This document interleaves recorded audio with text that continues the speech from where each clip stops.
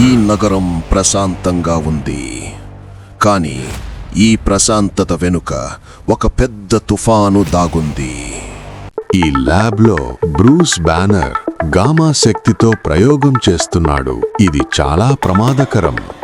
ల్యాబ్లో అకస్మాత్తుగా పేలుడు. విలన్లు గామా కోర్ను తీసుకెళ్తారు. నగరం ప్రమాదంలో పడింది. బ్రూస్ గామా శక్తిలో చిక్కుకుంటాడు. అతని కోపం మేల్కొంటోంది.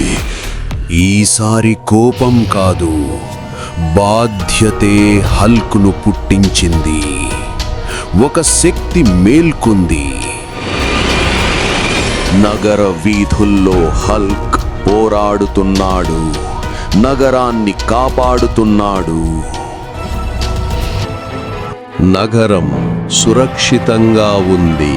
హల్క్ ఒక రాక్షసుడు కాదు, అతను రక్షకుడు.